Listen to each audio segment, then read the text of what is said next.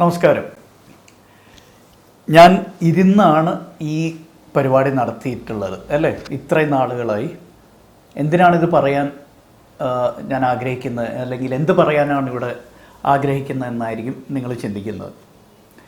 ഈ ഒറ്റ ഇരിപ്പ്, നേരം വെളുക്കുന്നത് മുതൽ വൈകുന്നേരം വരെ അല്ലെങ്കിൽ രാത്രി വരെ ഒറ്റ ഇരിപ്പിലാണ് പലരും ഇക്കാലത്ത് ജോലി ചെയ്യുന്നത്. അല്ലെങ്കിൽ തൊഴിൽ മേഖലയുടെ ഒരു പ്രധാന ഒരു ഇതായി മാറിയിട്ടുണ്ട്. ഒരു സിറ്റിംഗ് പൊസിഷനിലാണ് പണ്ട് ഇപ്പോൾ നമ്മളെല്ലാം ജോലി ചെയ്യുന്നത്. പണ്ട് അങ്ങനെ ആയിരുന്നില്ല. ആലോചിച്ച് നോക്കൂ. പലപ്പോഴും ഓടി നടന്ന് അല്ലെങ്കിൽ ശരീരത്തിന് അനക്കം സംഭവിക്കുന്ന രീതിയിലായിരുന്നു പണ്ടത്തെ തൊഴിൽ മേഖലകളെങ്കിൽ ഇപ്പോൾ ഏതാനും വർഷങ്ങളായിട്ട്, ഏതാനും പതിറ്റാണ്ടുകളായിട്ട്, ഇപ്പോൾ 10-20 വർഷമായിട്ട് എല്ലാം ഇരുന്ന് ചെയ്യുന്ന തരത്തിലുള്ള തൊഴിലുകളാണ് അല്ലേ. അതിനാൽ തന്നെ ഇതുമായി ബന്ധപ്പെട്ട് പല രോഗങ്ങളും കൂടുതലായി കാണപ്പെടുന്നു. അതിലൊന്നാണ് പ്രമേഹം. 2 വർഷങ്ങൾക്ക് മുമ്പ് എല്ലാ പത്രമാധ്യമങ്ങളിലും ഒരു വാർത്ത വന്നിരുന്നു.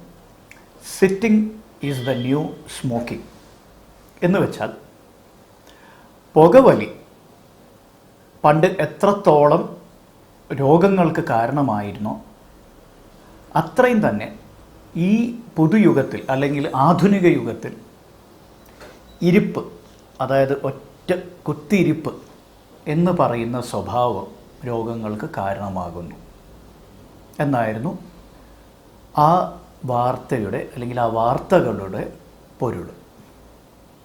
So sitting is the new smoking.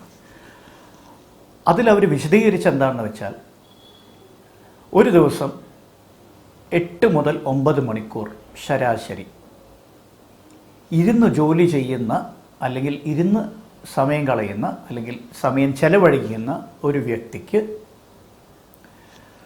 Diabetes, പ്രമേഹം, കൊളസ്ട്രോൾ പോലത്തെ വേറെ ലൈഫ് സ്റ്റൈൽ ഡിസീസസ്, കാർഡിയോവാസ്കുലർ, ഹൃദയ സംബന്ധമായ രോഗങ്ങൾ, ഹൃദ്രോഗങ്ങൾ, ഇവയെല്ലാം വരാനുള്ള സാധ്യത 20% കൂടുതലാണ്. അതായത് ഇരുന്ന് ജോലി ചെയ്യാത്തവരെ അപേക്ഷിച്ച് 20% കൂടുതലാണ് എന്ന് ചില പഠനങ്ങൾ സൂചിപ്പിക്കുകയുണ്ടായി. അതായിരുന്നു ഈ ഒരു വാർത്തയുടെ അടിസ്ഥാനം.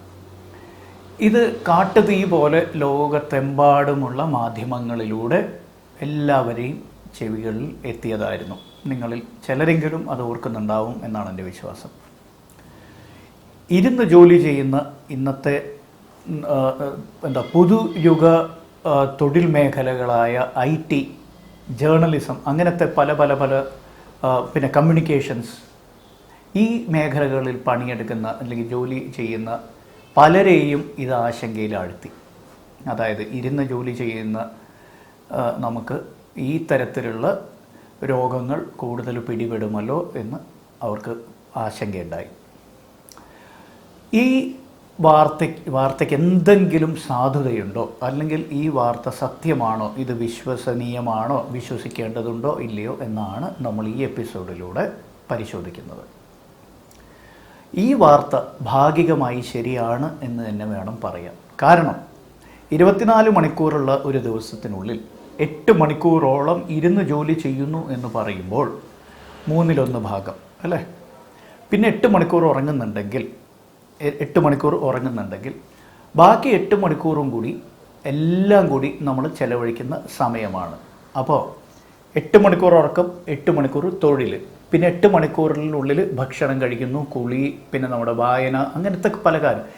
അവയിലും ഇരുന്നാണ് പലപ്പോഴും നമ്മൾ സമയം ചെലവാക്കുന്നത്. ആലോചിച്ച് നോക്കൂ. അതായത് ഭക്ഷണം കഴിക്കുന്ന ഇരുന്നാണ്, TV കാണുന്നത് ഇരുന്നാണ്, പത്രം വായിക്കുന്നതും ഇരുന്ന് തന്നെയാണ് അല്ലേ. ശരിയല്ലേ പറഞ്ഞത്? അപ്പോൾ 8 മണിക്കൂർ ഇരുത്തത്തിൻ്റെ കൂടെ, ആദ്യം പറഞ്ഞ 8 മണിക്കൂർ ഇരുത്തത്തിൻ്റെ കൂടെ ഈ പറയുന്ന പ്രവർത്തനങ്ങളിൽ ഏർപ്പെടുമ്പോൾ ഇരിക്കുന്ന സമയം കൂടി നമ്മൾ ചേർത്താൽ 8 പലപ്പോഴും 10-12 മണിക്കൂറുകളോളം ഇരുന്നാണ് നമ്മൾ സമയം ചെലവഴിക്കുന്നത്. ഇപ്പോൾ ഡ്രൈവിംഗ്, ഇപ്പോൾ ജോലി സ്ഥലത്തും തിരിച്ചുമുള്ള ഡ്രൈവിംഗ് ഇരുന്നിട്ട് തന്നെയല്ലേ നമ്മൾ ഡ്രൈവ് ചെയ്യുന്നത്. അപ്പോൾ അതെല്ലാം അതിൽ കൂട്ടണം. അങ്ങനെ വരുമ്പോൾ ഏകദേശം 10 മുതൽ 12 മണിക്കൂറോളം ഇരുന്നാണ് നമ്മൾ ചെലവാക്കുന്നത്. അപ്പോൾ എന്താണ് ഈ ഇരുത്തത്തിന് ഇത്രയും വലിയൊരു പ്രശ്നമായിട്ട് കാണുന്നത്? എന്തുകൊണ്ടാണ് ഇതിനെ അങ്ങനെ കാണുന്നത്? അതിൽ പ്രധാന ഒരു കാരണം എന്താണെന്ന് വെച്ചാൽ, മനുഷ്യ ശരീരം ഇരിക്കാൻ വേണ്ടി അല്ല പ്രകൃതി ഉണ്ടാക്കിയത്. It is not designed for sitting for long durations. The human body, മനുഷ്യ ശരീരം ഇരിക്കാൻ വേണ്ടിയുള്ളതല്ല. അതായത് നമ്മൾ മനുഷ്യരിരിക്കുന്ന ചന്തിയിലാണ് അല്ല, ചന്തിയിലും തുടയുടെ ഒരു ഭാഗത്തുമാണ് നമ്മളിരിക്കുന്നത്. ഇങ്ങനെ ഇരിക്കാൻ വേണ്ടി ഉണ്ടാക്കിയതല്ല മനുഷ്യ ശരീരം. ഇൻഫാക്റ്റ് നമ്മളൊക്കെ നാൽക്കാലികളാണ്, ക്വാഡ്രൂപെഡ്സാണ്, ശരിയല്ലേ? ഈ ഗ്രൂപ്പിൽ പെടുന്നവരൊക്കെ, അതായത് ഹയർ ആനിമൽസ്, എല്ലാ ഹയർ ആനിമൽസും ക്വാഡ്രൂപെഡ്സാണ്. പക്ഷെ മനുഷ്യൻ മാത്രമേ ഇറക്റ്റ് പോസ്ചറിൽ നടക്കാറുള്ളൂ. അതായത് 2 കാലിൽ മാത്രം ഭാരം പതിയുന്ന തരത്തിൽ നടക്കാറുള്ളൂ. എന്നിട്ട് നമ്മൾ ഇരിക്കുമ്പോൾ ചന്തിപ്പുറത്തിരിക്കുന്ന ആകെക്കൂടിയുള്ളൊരു മൃഗം മനുഷ്യനാണ്. ഇതേ രീതിയിൽ ഇരിക്കുന്ന ആകെക്കൂടിയുള്ളൊരു മൃഗം മനുഷ്യനാണ്, അല്ലേ? മറ്റുള്ളവർ കാല് മൊത്തം മുന്നോട്ട് നീട്ടി കാലിന്മേൽ മുഴുവൻ ആ ഭാരം വരുന്ന രീതിയിലാണ് ഇപ്പോൾ ഇത് വാനരന്മാർ, കുരങ്ങന്മാരൊക്കെ ഇരിക്കാറുള്ളത്, ഇരിക്കുന്നുണ്ടെങ്കിൽ തന്നെ. Otherwise they are on 4 limbs, ശരിയല്ലേ? അപ്പോൾ 4 ലിംസിൽ, അതായത് ഈ 2 കൈയും 2 കാലുകളിലും ഈ ഭാരം ഡിസ്ട്രിബ്യൂട്ട് ചെയ്തു പോകുന്നു.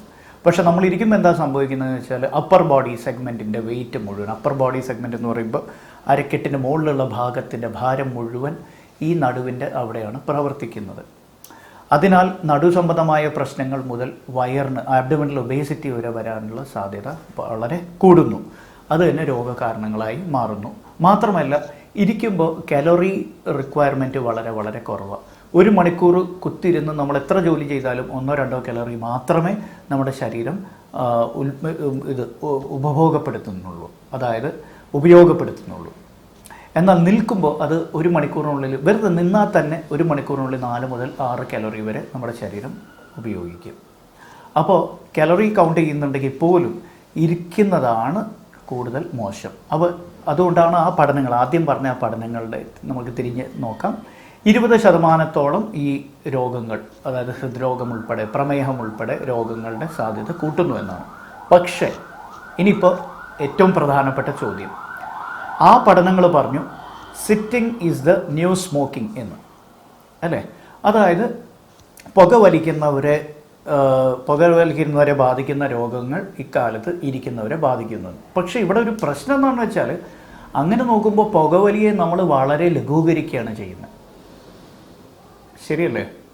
അതായത് ഫുൾ ടൈം ഇരുന്ന് ജോലി ചെയ്യുന്ന ഒരു വ്യക്തി, അയാൾ പുകവലിക്കാരൻ അല്ലെങ്കിൽ കൂടെ, അയാളോട് നമ്മൾ പറഞ്ഞു വരുന്നത് എന്താണെന്ന് വെച്ചാൽ, നിങ്ങൾ ഇരിക്കുന്നത് കൊണ്ട് മാത്രം പുകവലിക്കുന്ന ഒരു വ്യക്തിയെക്കാളും നിങ്ങൾ മോശമാണ്, നിങ്ങളുടെ ആരോഗ്യം മോശമാവും എന്നുള്ളത്. അപ്പോൾ യഥാർത്ഥത്തിൽ നമ്മൾ പുകവലിക്കാരന് ഒരു മാർജിനാണ് അവിടെ കൊടുക്കുന്നത്. ശരിയാണോ പറഞ്ഞത്? അതൊരു മോശമായ രീതിയല്ലേ? അപ്പോൾ പുകവലിക്കുന്നവരിൽ രോഗസാധ്യത എത്ര കൂടും? അവിടെയാണ് നിങ്ങളൊന്ന് നോട്ട് ചെയ്യേണ്ടത്.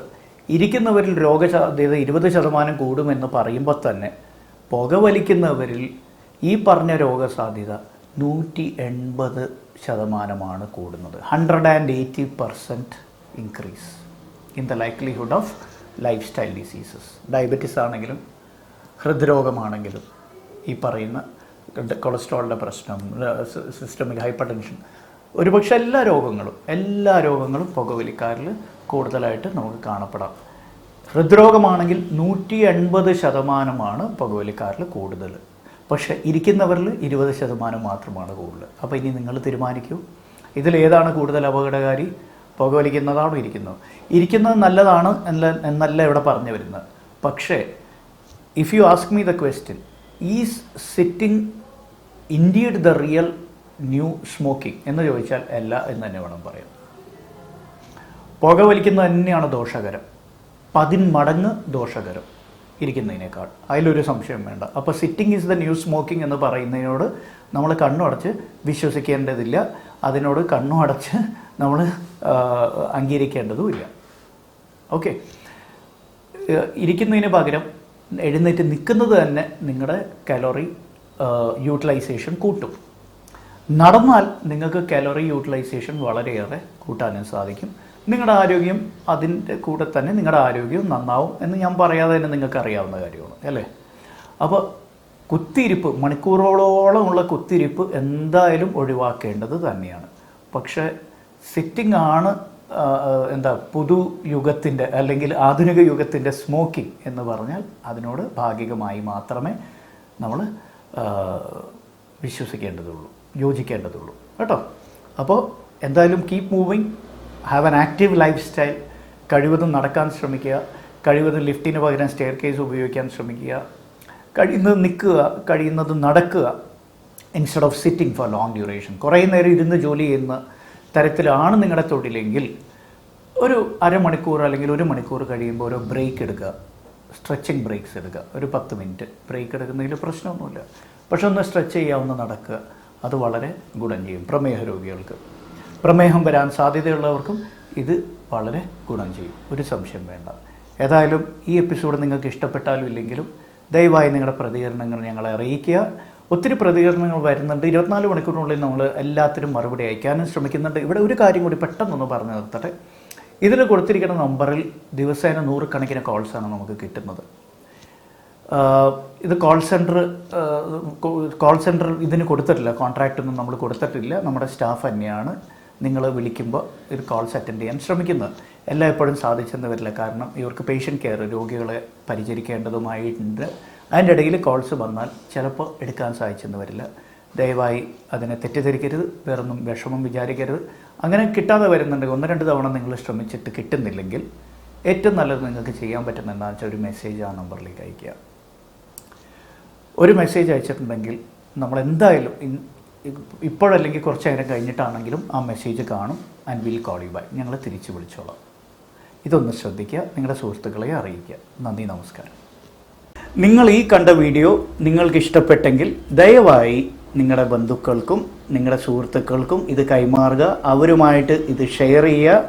ഇതിന് സബ്സ്ക്രൈബ് ചെയ്യാൻ അവരെ പ്രേരിപ്പിക്കുക. കൂടെ ഇതിൻ്റെ കൂടെ കാണുന്ന ആ ബെൽ ഐക്കൺ ഒന്ന് ക്ലിക്ക് ചെയ്യാനും പറയുക.